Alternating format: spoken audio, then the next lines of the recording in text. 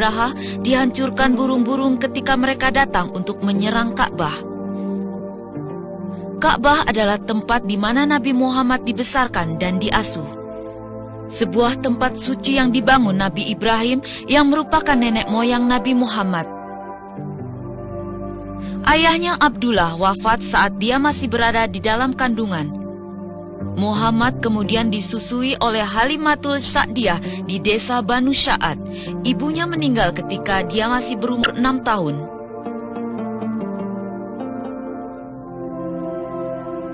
Rasulullah bekerja sebagai penggembala kambing dan menjalankan usaha bersama seorang janda, Khadijah binti Khuwailid, kota Mekah tempat Rasulullah menghabiskan masa remajanya. Di kota ini dia baru berusia 25 tahun ketika menikahi Khadijah yang kala itu usianya telah 40 tahun.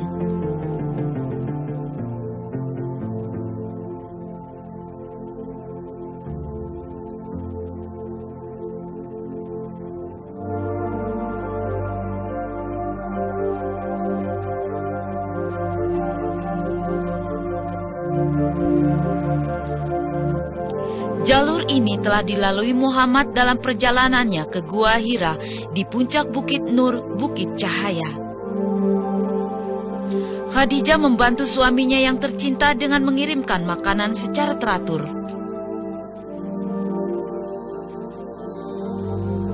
Disinilah Rasulullah menetap seperti yang dilakukan pendahulunya Nabi Ibrahim. Rasulullah marah pada kerusakan akhlak yang menimpa umatnya, yaitu mereka yang masih tetap menyembah berhala.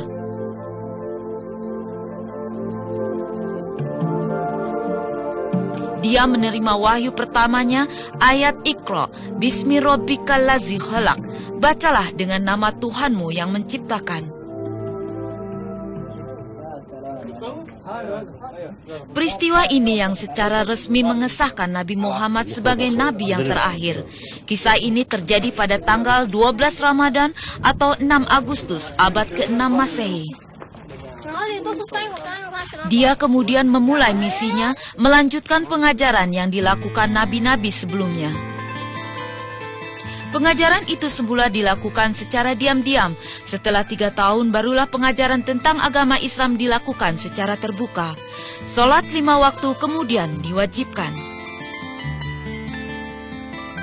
Inilah kota Mekah yang menjadi saksi Nabi Muhammad dan pengikutnya mendapat tantangan dari suku Quraisy yang dipimpin Abu Sufyan dan Abu Jahal. Karena sikap menentang tersebut, hanya 70 penduduk kota Mekah yang memeluk Islam dalam waktu 10 tahun setelah Rasul melakukan syiar. Allah memerintahkan kaum muslim untuk pindah ke Madinah. Rasulullah dan pengikut terdekatnya Abu Bakar As-Siddiq pergi ke Madinah pada tanggal 20 Juni 622 Masehi.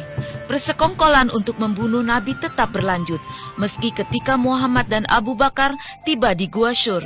Namun Rasulullah berusaha menyelamatkan diri dan melanjutkan perjalanan dengan menggunakan jalur lain. Setelah 8 hari Rasulullah tiba di perbatasan Madinah, kedatangannya disambut dengan baik. Muhammad singgah sebentar di Kuba, kira-kira 15 km dari Madinah. Beliau menolong masyarakat di sana untuk membangun masjid pertama dalam sejarah Islam, Masjid Kuba. Rasul tinggal di sini selama 4 hari. Tujuan selanjutnya adalah Masjid Al-Jumu'ah. Inilah masjid di mana Rasul dan para pengikutnya melaksanakan sholat Jumat yang pertama. Setelah wahyu mengenai hal itu diturunkan kepadanya di sini. Masjid ini berlokasi di halaman rumah Banu Salim bin Auf. Masjid Nabawi sekarang menjadi simbol Madinah. Kota inilah yang menjadi tujuan akhir Rasulullah. Masjid ini yang bergabung dengan rumah Banu Salim bin Auf ini dibangun secara gotong royong di atas sebidang tanah yang dibeli oleh Rasulullah. Di masjid inilah panggilan untuk sholat azan diperkenalkan. Bilal bin Rabah diberi kehormatan untuk menjadi orang pertama yang mengumandangkan azan. Di tempat inilah Rasul menjadi imam sholat 5 waktu dan memberikan ajaran-ajaran Islam kepada kaum muslim. Rasulullah juga mempersatukan orang-orang yang datang dari Mekah, kaum muhajirin, dan penduduk setempat, kaum Ansyar. Dengan demikian Islam terbentuk dengan Rasulullah sebagai pemimpinnya. Setiap gerakan dan aktivitas Rasulullah dicatat dan diingat oleh para sahabatnya. Dari sinilah wahyu-wahyu dan perkataan Nabi disusun ke dalam Al-Quran dan Al-Hadis. Harta benda yang ditinggalkan Nabi untuk membimbing mereka dalam kehidupan sehari-hari.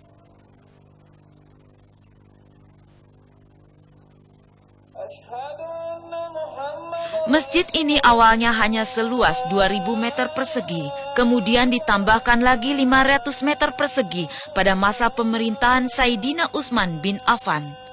Saat ini di bawah pemerintahan Raja Fat, luasnya mencapai 400.000 meter persegi yang mampu menampung hingga 1 juta orang jemaah sekaligus. Rumah dan makam Rasulullah terletak di dalam masjid. Masjid ini berdiri megah dan interiornya dilengkapi dengan fasilitas modern dalam bangunan yang luas.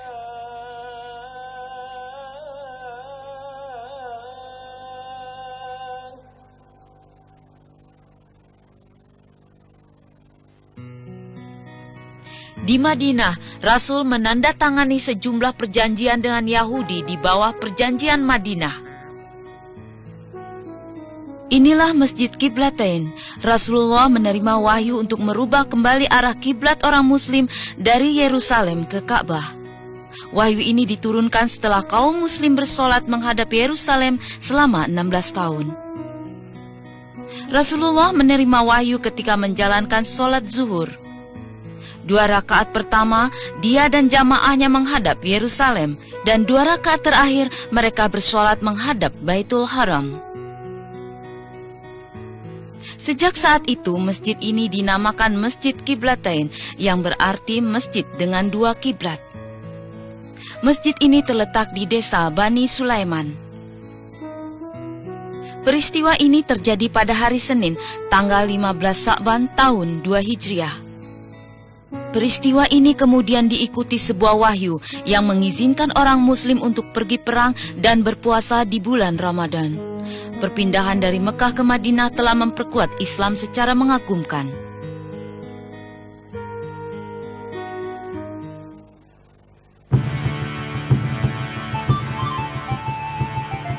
Pada tahun 2 Hijriah, Abu Jahal dengan 1000 pasukan berkuda Quraisy datang ke Madinah untuk menyerang. Rasulullah berangkat ke Badar dengan 313 orang muslim untuk menghadang mereka sebelum sampai ke Madinah. Peristiwa ini terjadi saat bulan puasa di tahun kedua Hijriah. Kaum muslim lebih dahulu tiba di Badar. Keesokan harinya, mereka berkumpul di depan sebuah oase.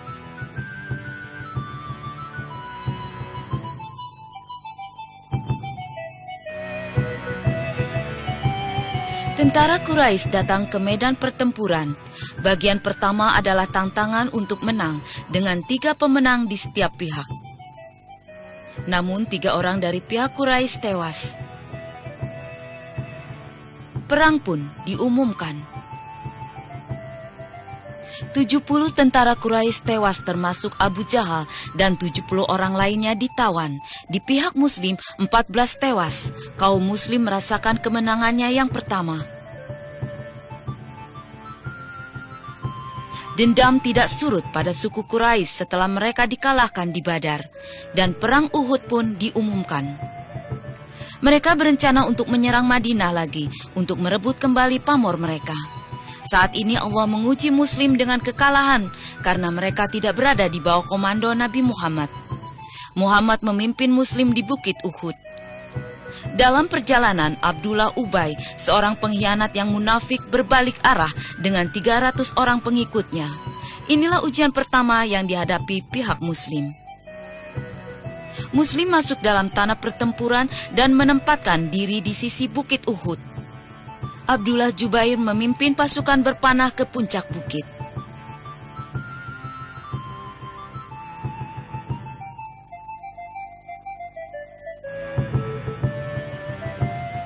Tentara Quraisy dengan kekuatan 3.000 orang dipimpin Abu Sufyan bin Harb. Peristiwa ini terjadi pada pertengahan bulan Syawal tahun 3 Hijriah. Seorang kaum muslim membuat tentara Quraisy kocar-kacir. Melihat hal ini, para pemanah tersebut terkecuali Abdullah Jubair turun dari bukit untuk merayakan kemenangan mereka walaupun perintah belum diberikan. Merasakan hal ini, Khalid bin Walid, pimpinan tentara Quraisy, memerintahkan pasukannya untuk menyerang. Rasulullah dan orang muslim harus mendaki bukit untuk bertahan terhadap serangan. Akibat kecerobohan para pemanah itu, Rasulullah mengalami cedera. Ketika Abu Sufyan mendaki bukit, Umar bin Khattab dan orang muslim yang tersisa dihimpun untuk menghalangi mereka bergabung dengan Rasulullah. Inilah makam pasukan muslim, 70 tewas bersama di Uhud. Di antara mereka adalah Hamzah Abdul Muthalib, paman Rasul, dan juga Mus'hab bin Umair, pengibar bendera Islam. Perang Uhud mengajarkan muslim bahwa kepatuhan terhadap perintah atasan adalah sangat penting. Bagi pihak Quraisy, kemenangan tidak membawa banyak kepuasan karena mereka tidak dapat mengambil alih Madinah.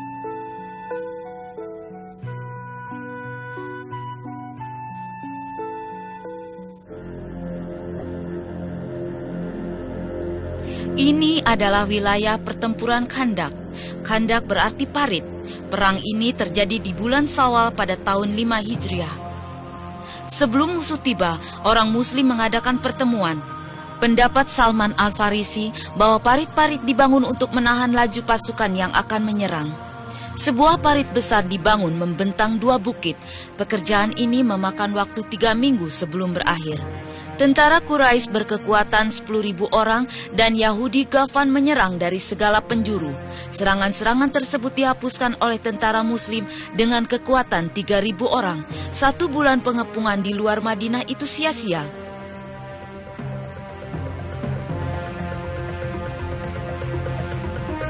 Pada tahun 6 Hijriah, Rasul dengan 1.400 orang muslim datang ke Mekah untuk berdamai dan menunaikan umroh. Perjanjian tertulis ditandatangani di Hudaibiyah antara Muslim dan Quraisy. Atas dasar perjanjian Hudaibiyah, era baru muncul atas kota Madinah. Perjanjian tersebut secara resmi memperkenalkan kemakmuran Madinah sebagai bagian Islam. Di Masjid Nabawi, Rasulullah mengambil kesempatan untuk membuka hubungan baru dengan mengirimkan surat resmi kepada kepala gubernur di luar Madinah. Orang muslim di Madinah tidak lagi takut pada serangan-serangan. Perjanjian Hudaibiyah menjanjikan perdamaian dan gencatan senjata yang mengikat selama 10 tahun. Maka terjadilah suatu peningkatan penting. Orang yang memeluk agama Islam bertambah. Di antaranya adalah Khalid bin Walid, salah seorang pemimpin Quraisy dalam perang Uhud. Juga dibiarkan untuk menunaikan umroh pada tahun berikutnya di tahun 7 Hijriah.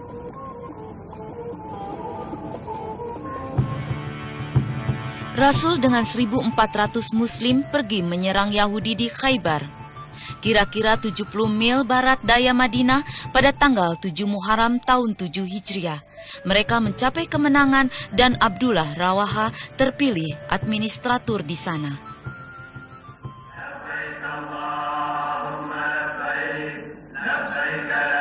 Pada tahun yang sama, Rasulullah dengan umat muslim diizinkan umroh, sebagaimana dalam perjanjian Hudaibiyah. Suku Quraisy membuka kota selama 3 hari untuk mengizinkan orang muslim melaksanakan haji.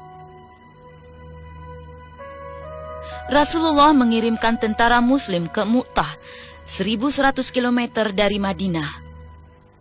3.000 muslim bertarung dengan 100.000 tentara Romawi pada bulan Jumadil awal tahun 8 Hijriah.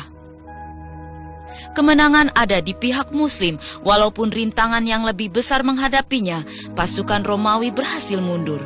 Peperangan ini dihasut oleh orang Romawi di kota Basra yang membunuh seorang utusan Rasulullah yang dikirim ke sana. Pembalasan ini adalah balas dendam atas kematiannya dan mempertahankan kewibawaan Islam. Pada bulan Ramadan tanggal 10 tahun 8 Hijriah, Rasul dengan 10.000 muslim menyerbu Mekah. Tindakan Rasulullah ini karena Quraisy melanggar perjanjian Hudaibiyah. Abu Sufyan memimpin sejumlah orang Mekah untuk memeluk agama Islam. Tidak ada pertumpahan darah di sini.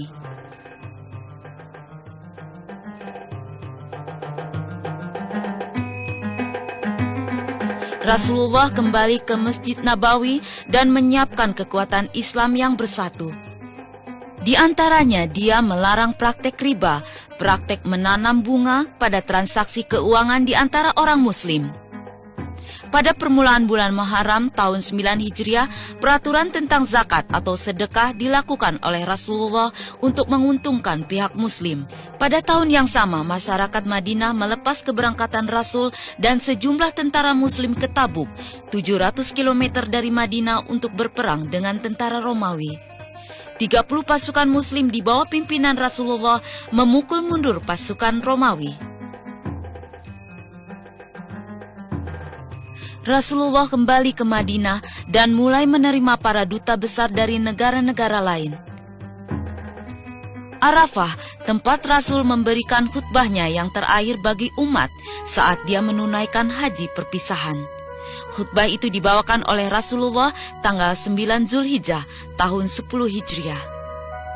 Tidak ada yang mengira bahwa 3 bulan setelah peristiwa ini, Rasulullah kembali kepada Allah Sang Pencipta. Ini adalah makam Rasulullah. Pada senja hari tanggal 12 Rabiul Awal tahun 11 Hijriah, Rasulullah wafat pada usia 63 tahun. Senja yang redup membayangi hilangnya pembawa pesan Allah. Suatu senja yang mencerminkan duka mendalam kaum Muslim. Cahaya Rasulullah membawa suatu pencerahan yang menyinari wilayah sekitar, baik pada semasa beliau hidup atau setelah wafat. Suatu cahaya yang mampu mengalahkan 2 kekuatan besar, Romawi dan Persia. Dia selalu diikuti oleh para pengikut setianya, yaitu mereka yang merayakan kemenangan dan menerima kekalahan bersamanya. Para pengikutnya turut berduka kala beliau terluka saat Rasulullah terkena lemparan batu, terkena senjata, mengalami patah gigi, dahi yang robek, hingga bibir bagian bawah berdarah dalam upayanya menegakkan agama Allah.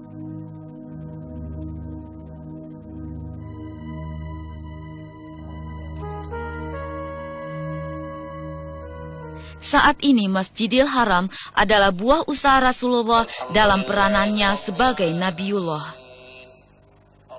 Kaum Muslim berbagai bangsa dari seluruh dunia memenuhi kota ini setiap tahun untuk menunaikan ibadah haji.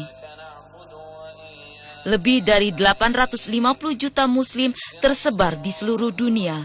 Dengan demikian, Islam merupakan agama dengan jumlah penganut terbanyak di dunia. Tak seorang pun menyangka bahwa dari daerah kering muncul generasi masyarakat yang dididik oleh Rasul Allah terbesar. Para penganutnya meningkatkan keimanan di 4 penjuru dunia. Mereka mampu membangun sebuah peradaban besar yang kekuatannya meningkat lebih dari 1/3 dunia selama lebih dari 10 abad dengan hanya satu ajaran, percaya pada satu Tuhan.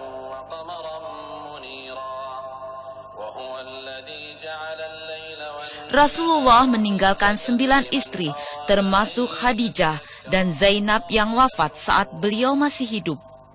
Semua istri Rasul adalah janda, terkecuali Aisyah. Semua kisah itu berawal di sini, tempat kelahiran dan tanah pertempurannya untuk membela agama Allah. Dan beliau, Muhammad bin Abdullah, contoh peran terakhir bagi umat manusia yang mengakhiri perjuangan para pendahulunya untuk menjaga kebenaran sejati.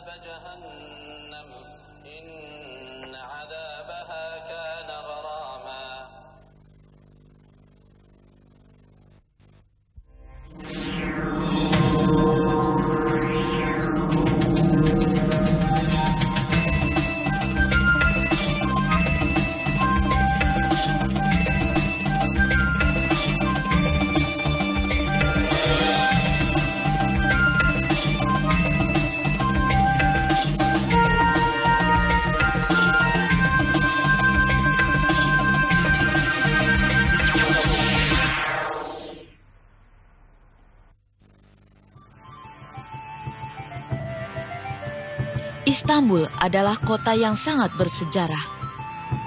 Dibangun di atas reruntuhan kerajaan Daulah Utsmaniyah atau Ottoman, yang wilayahnya meliputi daratan Eropa, Asia, dan Afrika. Berakhir tahun 1923 saat Mustafa Kemal Atatürk mendirikan Republik Turki. Khalifah terakhirnya, Sultan Abdul Majid II, diasingkan ke Paris dan meninggal di sana tahun 1944. Turki saat ini telah mengikuti sistem kekhalifahan Islam dalam pemerintahannya. Sebagai gantinya, Turki mengubah diri menjadi modern, sekular, dan bangsa demokratis. Walaupun demikian, benda-benda bersejarah tetap dijaga.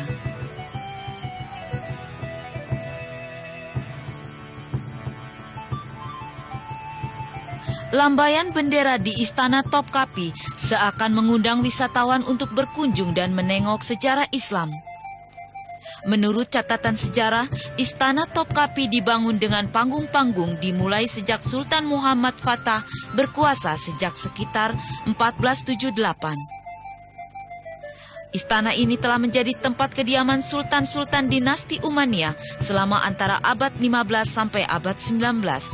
Sebanyak 4.000 orang tinggal di dalam istana selama masa keemasan Kerajaan Daulah Utsmaniyah. Ini juga merupakan simbol kebesaran kerajaan yang kekuatannya mencapai 3/4 dunia. Sayangnya pada akhir abad ini, semua yang tertinggal hanyalah sejarah.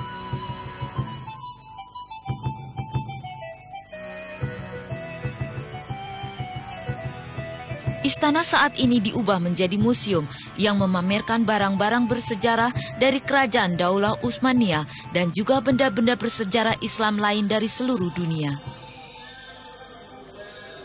Saat ini, Topkapi adalah salah satu dari museum-museum terbesar di dunia dengan koleksi benda-benda bersejarah terbanyak.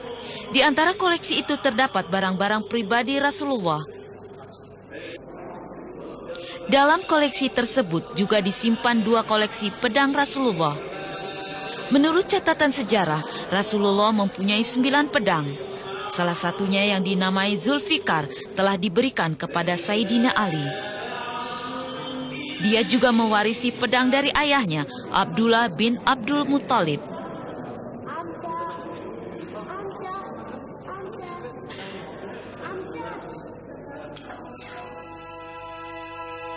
Ini adalah cetak telapak kaki Rasulullah. Cetak kaki ini dibuat oleh seorang bangsawan Arab kepada salah seorang Sultan Ottoman. Cetak kaki ini diambil dari batu di Palestina.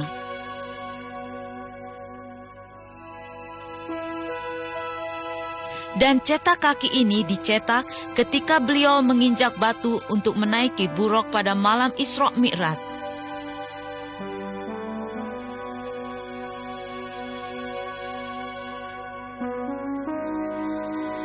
Wadah ini berasal dari makam Rasul.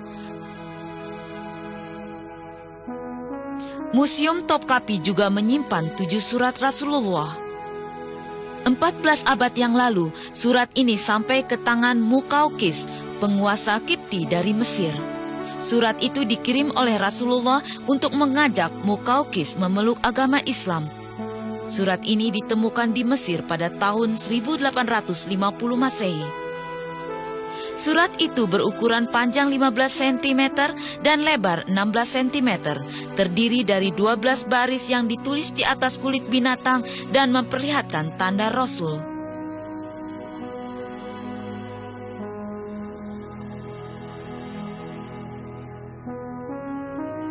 Kotak ini menyimpan gigi-gigi Rasul yang patah saat terjadi Perang Uhud.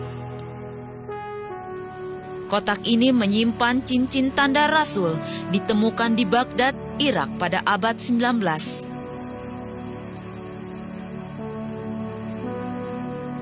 Salah satu jubah Rasulullah juga tersimpan di dalam wadah ini.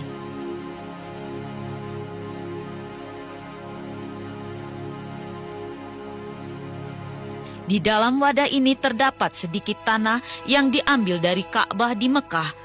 Tanah ini ditempatkan dalam wadah yang layak untuk mencocokkan status.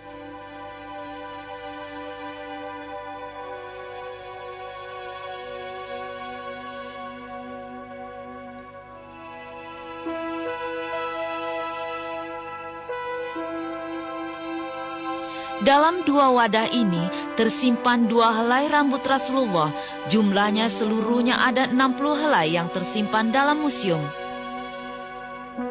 24 helai dari total seluruhnya tersimpan dalam kotak yang berlapisi emas dan perhiasan.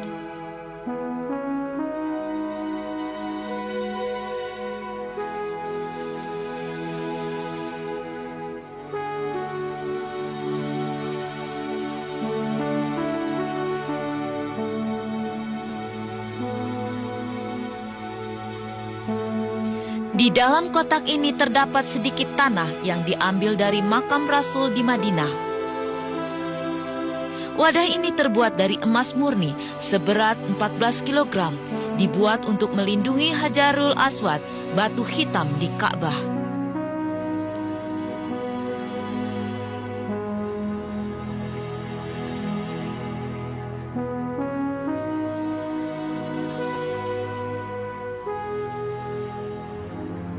Selain koleksi Rasul, terdapat juga koleksi barang-barang pribadi para sahabat dalam museum ini. Ini adalah pedang Sayyidina Abu Bakar, khalifah pertama yang juga mertua dari Rasulullah. Ini adalah pedang Sayyidina Umar bin Khattab, khalifah kedua Rasulullah menikahi putrinya Hafsah.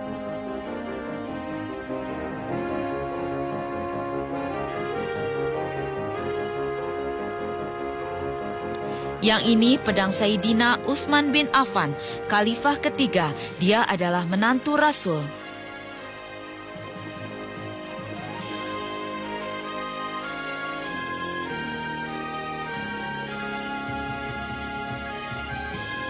Ini adalah pedang Sayyidina Ali bin Abi Thalib, khalifah keempat, dia adalah sepupu dan juga menantu Rasul.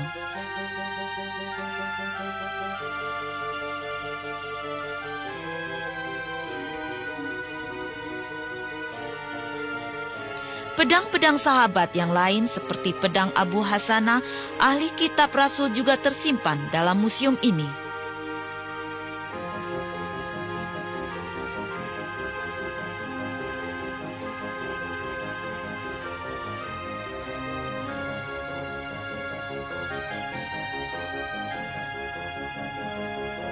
Pedang Khalid bin Walid, prajurit Islam yang terkenal. Khalid terlibat dalam sejumlah peperangan seperti Perang Mu'tah dan pembukaan kota Mekah.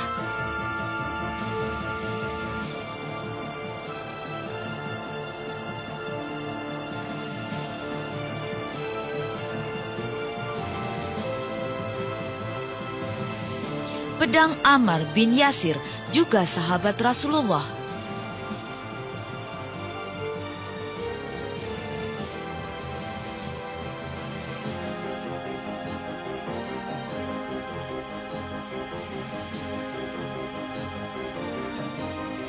Pedang Ja'far bin Abi Thalib atau Ja'far At-Toyar yang mati syahid dalam Perang Mu'tah. Dia adalah sepupu Rasul dan juga kakak dari Ali bin Abi Thalib.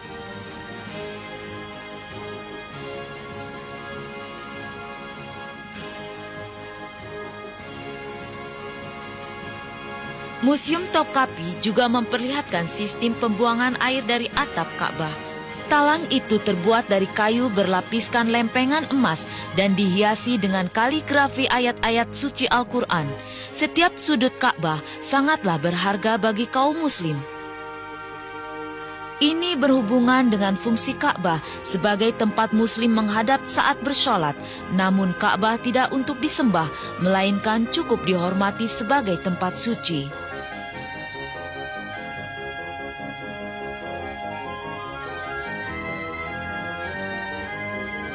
Ka'bah memiliki banyak kunci. Kunci-kunci itu selalu diubah dari waktu ke waktu. Sejak dahulu keturunan Syaibi diberi kehormatan untuk memegang kunci Ka'bah. Di musim ini juga diperlihatkan gembok-gembok Ka'bah, semua menunjukkan keunikan seni Islam. Ini adalah papan yang diambil dari pintu Ka'bah. Peninggalan yang tersimpan di sini adalah benda bersejarah yang berharga bagi Muslim.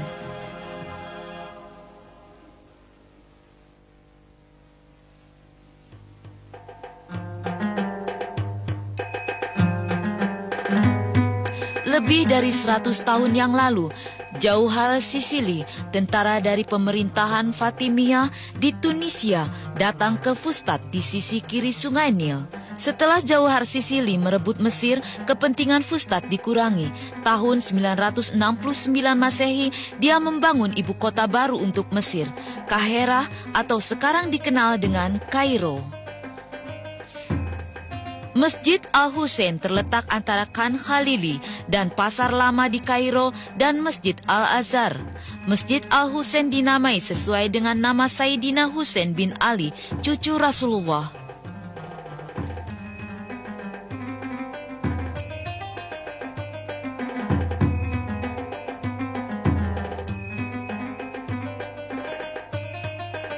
Masjid Al-Husain juga memiliki sejarah yang beragam.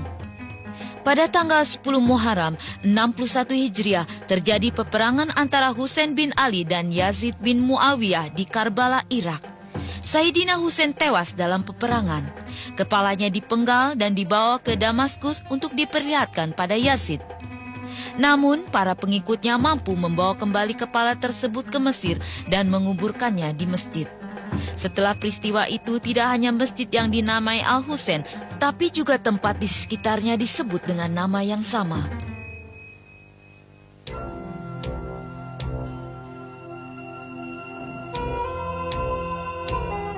Keistimewaan lain masjid ini adalah tersedianya ruangan untuk menyimpan barang-barang Rasulullah.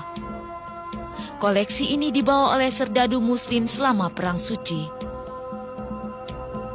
Dilihat dari sudut sejarah, koleksi ini membuat masjid tampak unik.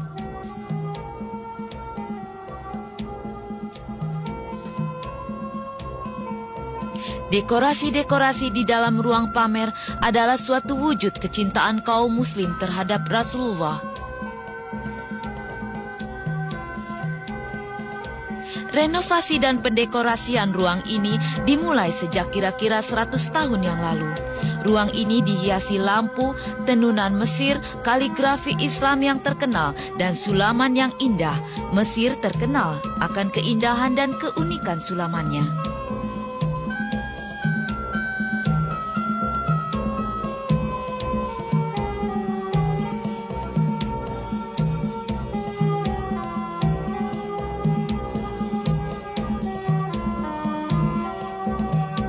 Mesir telah memasok kiswah atau tutup Ka'bah selama berabad-abad sebelum rumah untuk pembuatan kiswah dibuka di Mekah.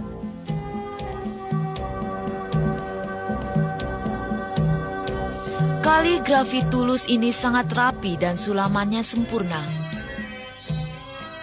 Umumnya, seniman muslim tidak suka menciptakan ukiran atau sulaman yang menggambarkan kehidupan makhluk hidup.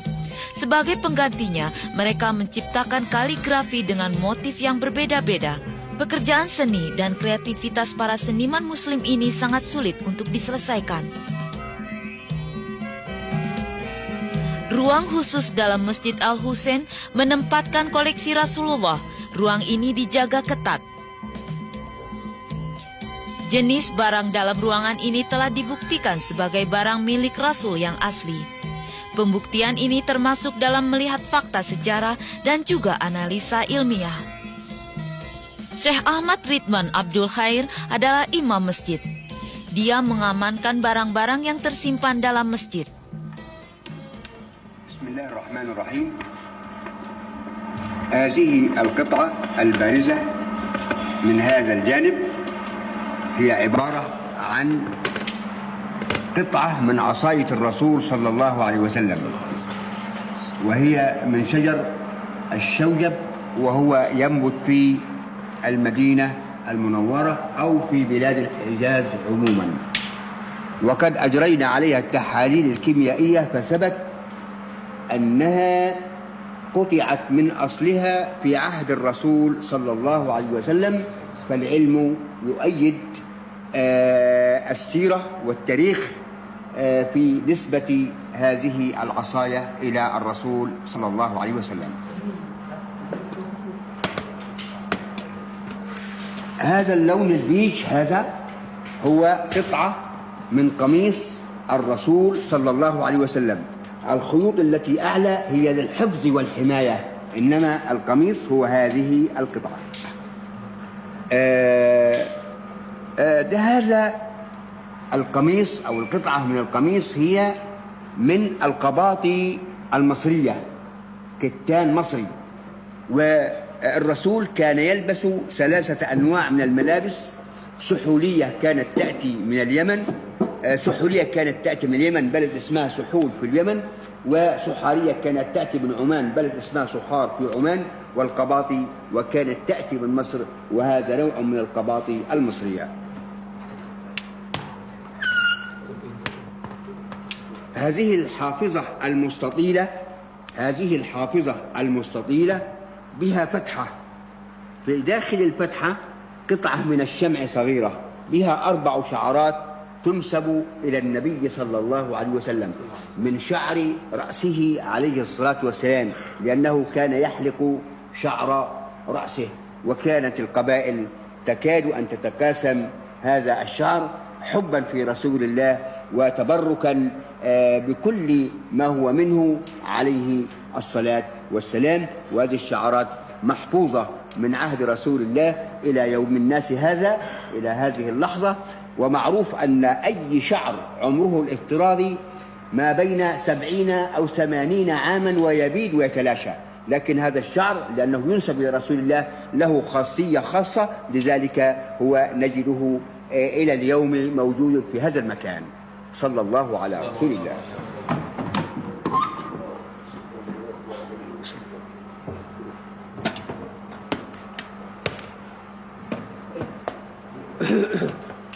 الذي أمامنا الآن مكحلة ومرود. مكحلة زي الملعقة يأخذ بها الكحل، المرود يوضع ثم يوضع في العين، فمكحلة ومرود. الرسول كان يكتحل بكحل اسمه الإسمد، يباع في المدينة المنورة. كان يكتحل لا لرمد، لأنه ما أصيب بالرمد في عينيه مدى حياته، وإنما كان يكتحل لبيان الجواز، وإنه للرجل أن يكتحل ولا شيء في ذلك، صلى الله عليه وسلم. هذا السيف هو سيف النبي صلى الله عليه وسلم، أهدي إليه من سعد بن عبادة زعيم الأنصار، ووجدنا مكتوب على السيف بخط دقيق جدا وبحروف كوفية: محمد رسول الله من سعد ابن عبادة. فالعلم يؤيد السيرة النبوية ويؤيد التاريخ على أنه هو سيف رسول الله صلى الله عليه وسلم.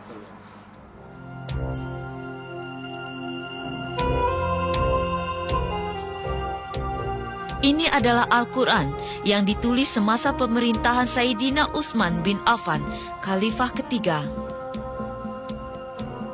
Ayat-ayat Al-Quran itu ditulis di atas kulit rusa. Al-Quran adalah kutipan yang tersusun atas wahyu Tuhan kepada Rasulullah. Al-Quran mengungkap keimanan, hukum Islam, dan juga moralitas. 3 dasar utama dalam Islam yang menyentuh setiap aspek dalam kehidupan manusia. Usaha untuk mengutip wahyu-wahyu ke dalam buku telah dimulai sejak Khalifah yang pertama Abu Bakar Shiddiq, karena banyak sahabat yang hafal Quran tewas dalam berbagai pertempuran. Quran yang dikutip dalam bentuk tulisan disebut mushaf.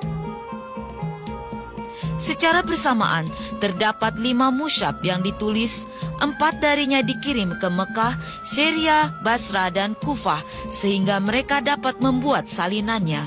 Mushaf yang lain tersimpan di Madinah untuk digunakan Sayyidina Utsman. Salinannya itu disebut mushaf Imam. Seiring perjalanan waktu, Quran disalin dari 5 yang asli dan tersebar ke 4 penjuru dunia.